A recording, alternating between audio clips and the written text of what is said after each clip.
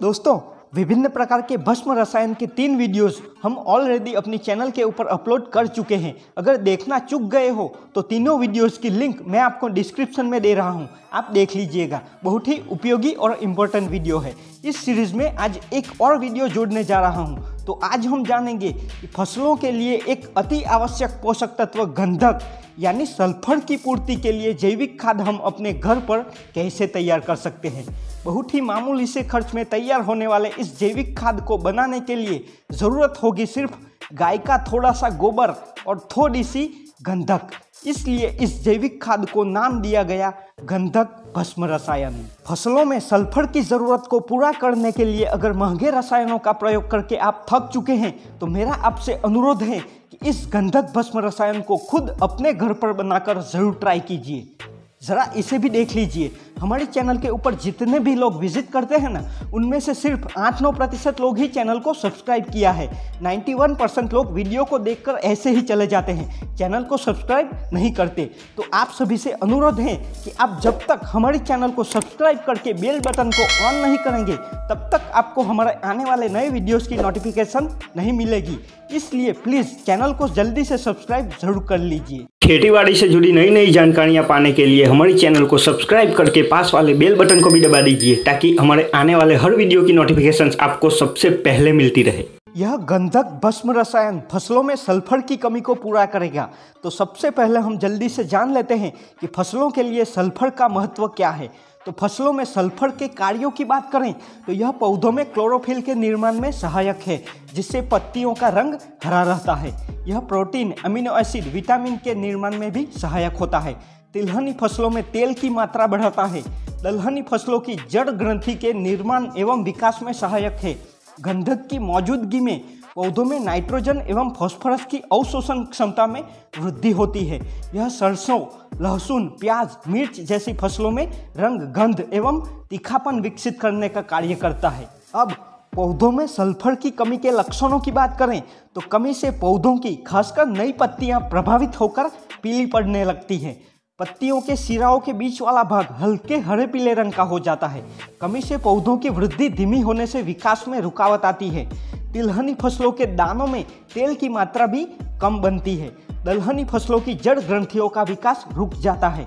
अनाज वाली फसलों की गुणवत्ता में भी कमी आ जाती है। इससे ही पता चलता है कि पौधों के लिए गंधक यानी सल्फर का महत्व कितना ज़्यादा है। तो फसलों की सल्फर की ज़रूरत को पूरा करने में मदद करेगा यह गंधक भस्म रसायन।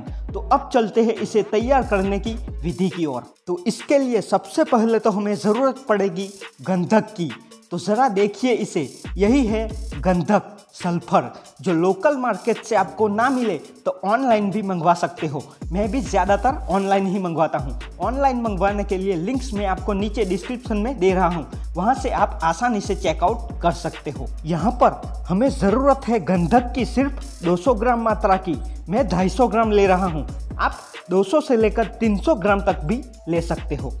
सबसे पहले तो हमें गंधक को पीसकर बारीक पाउडर टाइप का बना लेना है। आप कोई भी तरीका अपनाकर इसे बारीक कर सकते हो।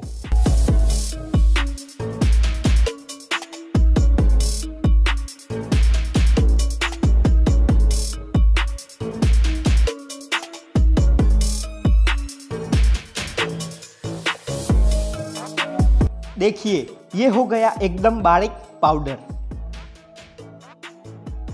अब हमें ज़रूरत पड़ेगी गाय के गोबर की। कितना? 10 केजी। जो देसी गाय का होगा तो बेस्ट रहेगा।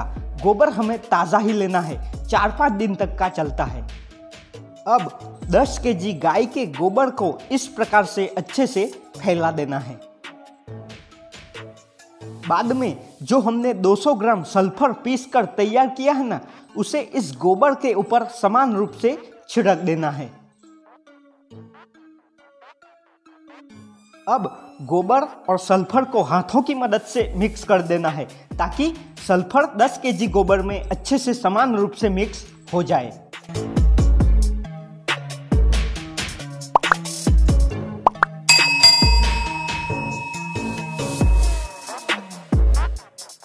अच्छे से मिक्स हो जाने के बाद अब हमें इस मिश्रण को भरना है मिट्टी का घड़ा यानी इस टाइप के मटके में। इस मिश्रण को हम ज़मीन में गड्ढा करके भी डायरेक्ट भर सकते हैं, लेकिन बारिश हो जाने पर या पानी भर जाने पर ये वेस्ट हो जाएगा। इसलिए इस काम के लिए हमारे लिए मटका ही बेस्ट रहेगा। इस मिश्रण को हमें मटके में दबा दबा कर पूरा एयर टाइट भरना है। हाथों से दबाते जाइए और भरते जाइए। अगर आपके मटके की साइज बड़ी है तो थोड़ा सा खाली रह जाए तब भी कोई दिक्कत नहीं। अब हमें इस मटके के मुंह को किसी प्लास्टिक या पॉलीथीन से अच्छे से बांधकर पूरा एयर टाइट पैक कर देना है।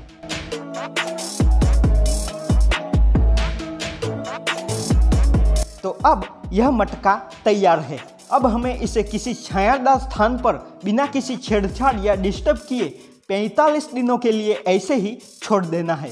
इसे बड़े पेड़ की छाया में, घर में या शेड वाली जगह में रख दीजिए, कोई दिक्कत नहीं। 45 दिनों के बाद जब हम इसे खोलेंगे तब हमारा गंधक भस्म रसायन बनकर तैयार हो चुका होगा, जिसे मटके से निकालने पर कंपोस्ट टाइप का भुरभुरा सा निकलेगा। ओके, फिलहाल तो आपको दिखाने के लिए मेरे पास आगे की कोई क्लिप नहीं है, लेकिन आप कहोगे तो मैं जिस दिन इसे ओपन करूंगा तब आपको अपडेट दे दूंगा कि इसे ओपन करने पर या निकालने पर यह कैसा दिखता है। अब सबसे इम्पोर्टेंट पॉइंट, इसका प्रयोग और मात्रा की बात करें तो 45 दिनों के बाद यानी तैयार हो जाने के बाद मटके से जो गंधक भस्म रसायन निकलेगा उसकी 1% मात्रा यानी इसकी सिर्फ 1 किलोग्राम मात्रा को 100 लीटर पानी के हिसाब से मिलाकर फसलों के ऊपर स्प्रे करना है। हमें क्या कीजिए, इसकी 1 किलोग्राम मात्रा मटके से निकालकर किसी ड्रम में 100 लीटर पानी में डालकर अच्छे से घोल दीजिए।